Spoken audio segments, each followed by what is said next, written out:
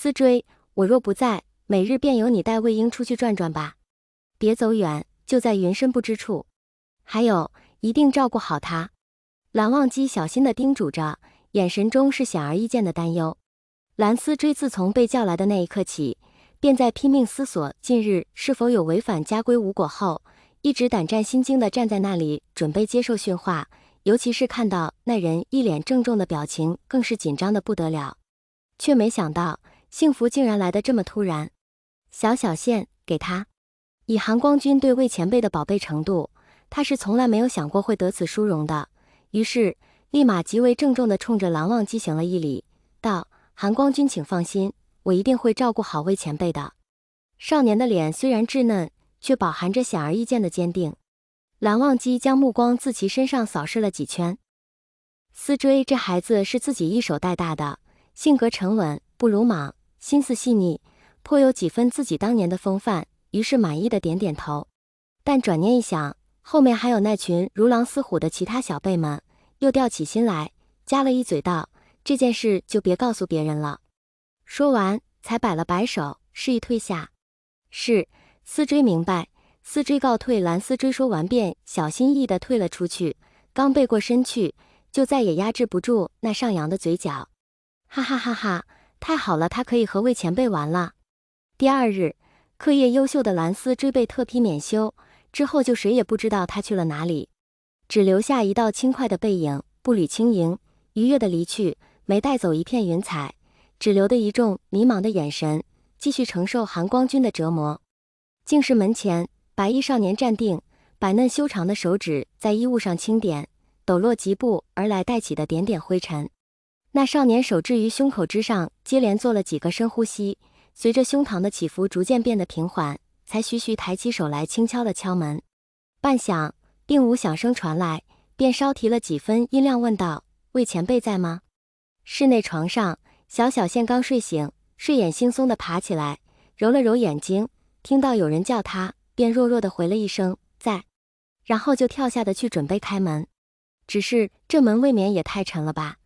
小小线拖拉硬拽了半天，愣是分毫未动，给他急得像热锅上的蚂蚁原地转圈圈。思追在门外等了许久未见有人回答，不免有些担心起来。几番抉择之后，还是决定直接推门而入，即便事后受罚，也好过魏前辈出事。于是伴随着嘎吱的推门声，门后的哎呦声也应声而来。还在努力扒着门，面色因过度用力而变得有些狰狞的小小线，哪料到门会被突然推开，突然的外力将他猛地向后推去，连退了几步，最后吧唧一屁股坐在了地上。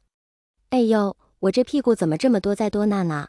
小小线躲在地上，拿袖子掩住小脸，在那假哭，声嚎得挺大，甚至鼻音都学得很到位，就是光打雷不下雨。一双桃花眼透过缝隙不停地偷瞄过去，见思追那急得满脸通红的模样，心里乐开了花。要不怎么说是蓝忘机带出来的孩子，简直就是一个模子里刻出来的，被魏无羡一套一个准。魏前辈，思追知错，要不我给您揉揉。说好的要照顾好魏前辈的，结果刚见面就捅了个篓子。思追心中愧疚不已，深觉应该补救一番，便试探着询问，说着还伸出一根手指示意地比划了一下。小小线看着那个手指，涌上不好的念头瞬间心头，有些心虚的轻咳了一声，结结巴巴地说：“还是算了吧，我怕你们韩光君打死我。”“不会的，韩光君不会舍得打您的。”思追一本正经地反驳道。“会的会的。”小小线严肃地猛点头，大大的眼睛诉说着强烈的反抗。心想，你们韩光君就是个醋缸，要是知道我被你摸了屁股，怕是要被打开花了。一想到这，小小线便不由得打了个寒战。不能再进行这个话题了，不然小命不保呀。思追，我们走吧。去后山看兔子，我都好久没看到他们了。到底是小孩子，一句话便被转移了注意力。好，我们去看兔子。7月的姑苏细雨绵绵，连续几天的小雨将万物冲刷得焕然一新，绿油油的嫩草不断钻出地面，倒是给后山的兔子们行了方便，撒欢地啃噬着，乐此不疲。树叶上的雨滴时有时无地滴落在地，敲出滴滴答答的声响。耀眼的阳光也因细雨的洗礼变得温柔无比，洒着光辉，暖暖的，配着偶尔袭来的清风，令人心旷神怡。小小线当啷着2条小腿，坐在蓝丝锥的肩膀上，小小的指尖卷去一缕秀发，这扫扫那扫扫，好不愉快。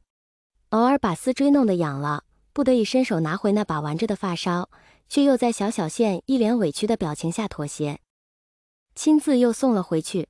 看着那瞬间绽放如朝阳般热烈的笑容，丝锥白皙的脸颊瞬间爬满了红晕，不自然地扭过头去。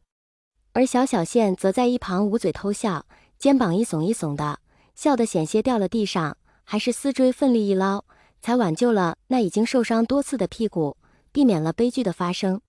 竟是离后山并不算远，二人走走停停，不到半炷香的时间便到了。小小线兴奋地嚷嚷着要下去，倒是丝锥面露了几分为难。